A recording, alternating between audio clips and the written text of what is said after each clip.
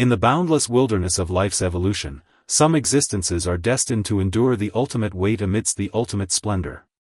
She possessed a colossal skull, monumental in the history of terrestrial animals, measuring over 2 meters in length, with its edges flaring into 5 sharp and elegant bony horns, resembling a heavy crown forged from white bone. The world always assumed that such a face, filled with supreme majesty and defensiveness, should stand at the very center of the floodplain to confront all greedy coveting of power. Yet, as the setting sun burned away the last remnants of red, this aging queen of the plain made a decision that left all her clan members bewildered. Tonight, by the flickering warmth of the hearth, with this story that requires no effort to remember, let us step into her true life. Penny the Pentaceratops. In cold osteological fossil guidebooks, this name is usually labeled as a giant chasmosaurine that lived on the North American continent, with a body size even surpassing an African elephant. But in the true night of 70 million years ago, filled with crustal uplifts and changes of supremacy, Penny used a near-eternal, slow rhythm to live as an inward-looking enigma. This is not a documentary-style chronicle of territorial slaughter and the law of the jungle, but a quiet resonance of how to shed heavy burdens under the pressure of an era and fall asleep peacefully enveloped in a glimmer of green light. Laramidia during the late Cretaceous was a land where the air was forever permeated with a somewhat viscous, earthy fragrance born of excessive humidity. It was the golden age of the chasmosaurs, when countless massive herds composed of hundreds or thousands of giants rampaged across the vast floodplains, trampling out long pathways to water sources with their heavy feet. Penny stood at the most unapproachable pinnacle of this herd. Her massive neck frill, 2.5 meters long and bristling with defensive protrusions at the top, was the totem of power that brooked no violation throughout the territory. Yet, what this supreme glory brought was an unutterable suffocation and exhaustion that seeped into every single seam of her bones. The first rift that altered her fate occurred on a twilight when the cicadas' cries were fading. Due to prolonged drought and food shortages, the internal order of the herd began to manifest a pathological tension. Those young and ambitious males, to fight for the right to propagate, frequently unleashed muffled, provocative roars at the edge of the territory, slamming their sharp brow horns fiercely against everything around them as dust swirled into the sky. Every morning when Penny opened her eyes, she saw the bodies of her clan members covered in wounds left by internal strife, blood congealing into dark brown scabs on the parched riverbeds of the floodplain. As the guardian, she had to straighten her weary spine time and again, using that heavy skull to suppress those young descendants who had fallen into madness out of panic and greed. Every collision of bone caused the blood within her to churn for a long time. This endless internal friction and maintenance of power was like an invisible, bottomless shackle, gradually consuming the sense of ease in her bones and rendering her every breath short and heavy. She began to grow weary of that ancient plain occupied by frenzy, weary of her clan members battering each other until their heads bled for a hollow status. She longed for an absolute quietude that could completely pacify the dull ache deep within her skull. When the deep night completely enveloped this primitive continent, the territory that had clamored all day finally fell into a temporary silence amidst the oppressive sounds of slumber. Penny stood at the outermost edge of the herd, looking at the massive frames beside her that had fallen into uneasy dreams due to the daytime battles. Occasionally twitching unconsciously, a wave of unprecedented solitude surged within her. She did not lie down to rest as usual, but instead turned her body slowly, making her movements extremely light without kicking up a single grain of dust. She abandoned that territory which symbolized supreme power but was also as heavy as iron, stepping on the dappled shadows cast by the moonlight upon the red earth, walking step by step with immense stability toward a hidden canyon deep within the plain. Leaving the protection of the herd meant she had to face those apex predators who lurked in the dark shadows of the night and adhered to the fast-paced laws of predation entirely on her own. Yet within Penny's stocky, several tons frame, a near-detached certainty was flowing at this moment. She had no intention of running, because on this land, slowness was her strongest weapon against anxiety. Her limbs were as thick as the foundation stones of ancient temples. With every lifting and lowering, they made the most subtle, self-controlled adjustments in harmony with the undulating terrain, producing soft, sha, sha, sha sounds. That sound appeared extraordinarily regular in the vacant night, like an ancient traveler strolling through a long corridor of time, smoothing the wrinkles of the earth step by step with her feet. As the rock walls of the canyon gradually closed in from both sides, the wind of the plain began to be ruthlessly shut out, and the sultry heat in the air was replaced by the characteristic cool chill and moisture of the soil.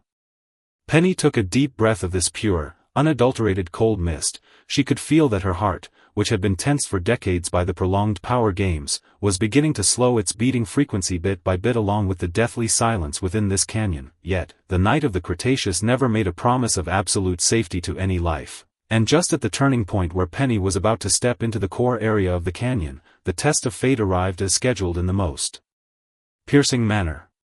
A massive Lithranax, lurking in the shadows of the sandstone and physically drained from a long failure to capture prey, utilized the brief moment when dark clouds obscured the moon to suddenly block Penny's path along the narrow corridor with silent, muddy steps. It was a terrifying, deathly silence that paralyzed the entire canyon in an instant, from the predator's gaping maw bristling with short, thick serrations, viscous saliva bearing a corrosive stench dripped down droplet by droplet, striking the rocks with faint hissing sounds.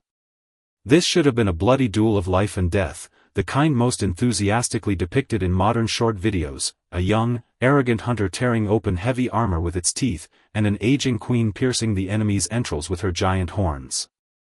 But in Penny's philosophy of life, true strength was never demonstrated through angry roars or redundant combat. She displayed a composure and restraint that left her adversary profoundly unsettled.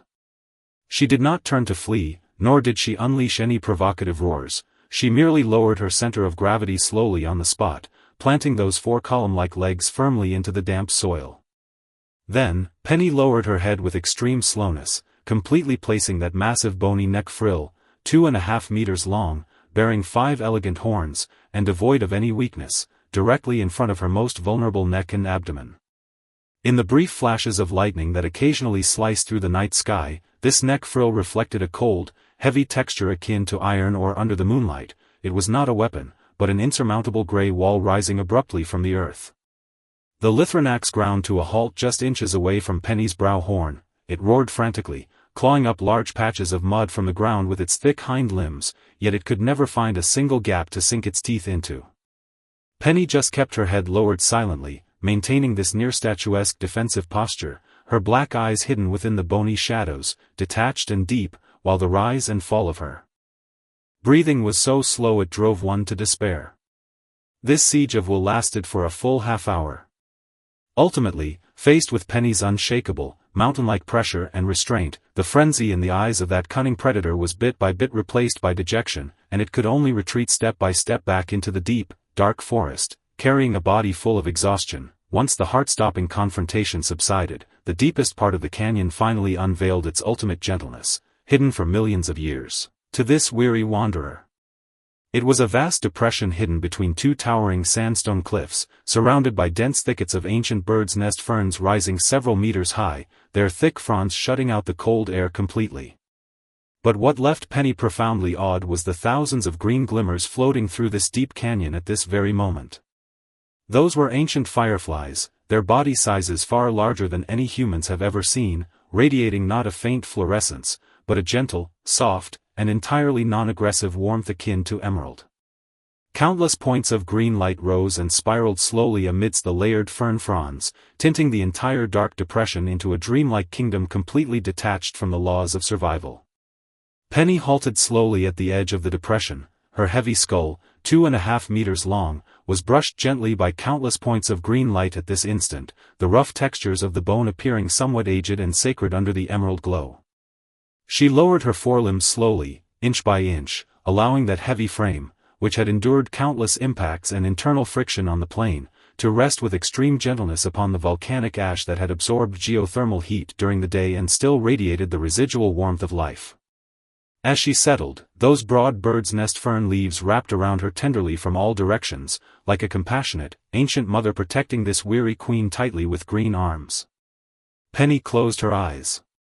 At that moment, within her long trachea of over 10 meters, deep and powerful long rumbles were sounding, resembling a great wind blowing through a vacant cavern. With every exhalation, she seemed to vent the anxiety accumulated on the plain, the responsibility regarding the herd, and the cost of survival into that secure boundary woven by green light, turning them into nothingness. The end of life arrived without a whisper.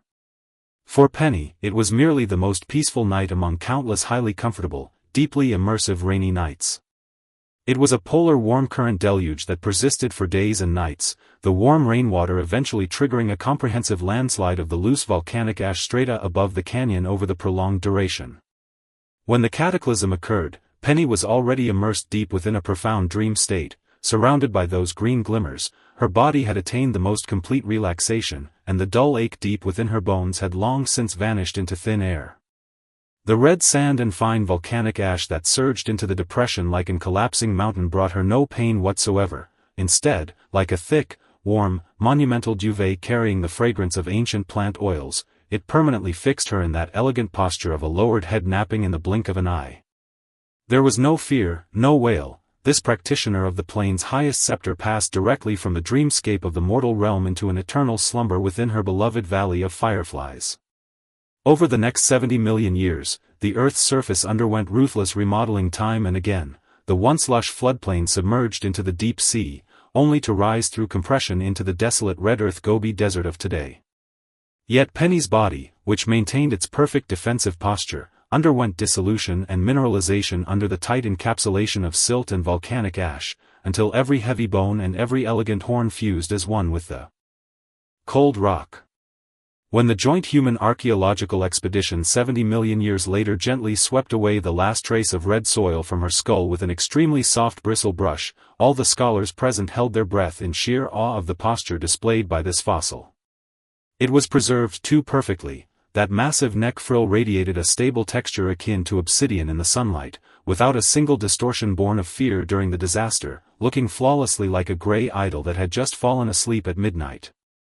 The world marvels in academic papers at the monumental significance of this fossil in the history of biological evolution, analyzing the load-bearing structure of her skull, yet few can pierce through those cold academic terms to see that Cretaceous night filled with a green glimmer that once warmed her entire life. 70 million years of time, like an untraceable torrent, has ruthlessly washed away all pride and arrogance, yet it alone permanently solidified Penny's restraint and tranquility. Between the ribs of the earth. Now, this massive fossil specimen stands quietly within the high, chilly central exhibition hall of the museum, continuing to radiate an ancient, serene aura to every passerby under the soft mercury lights. The river that once accompanied her through countless seasons has long dried up, and those tall bald cypresses have long since turned into coal deep underground, but the breathing rhythm Penny left behind on that night seems to still echo faintly beneath the vast night sky of modern cities. In this modern world filled with survival anxiety, where everyone is forced to run wildly and pressed to breathlessness by life, this story of an ancient queen lowering her head in the twilight and sleeping in slow motion within the Valley of Fireflies is your most solid spiritual haven tonight. There is no need to contemplate tomorrow's toil and labor, nor any need to heed those worldly disputes that leave you feeling weary and tensed. The earth will quietly cradle your weary frame with the gentlest gravity and the boundless night, just as it accepted Penny. At this very moment, your pillow is radiating the most ideal temperature, and the soft bedding possesses the most reassuring physical sense of envelopment, just like that hollow of bird's nest ferns that tenderly enveloped Penny millions of years ago. Outside the window, a night breeze of the modern city might be blowing, the curtains rising and falling gently in the dark. Those are all the gentle echoes of the breeze from that valley 70 million years ago traveling through the depths of time and space. Drop all defenses and heaviness within your heart. Listen to this story that requires no effort to remember, and let that deliberate, long, and deep breathing guide you to slowly, close your eyes. Good night, Penny the Pentaceratops. Good night, to every soul that sheds its heavy armor and returns to inner peace in the dark.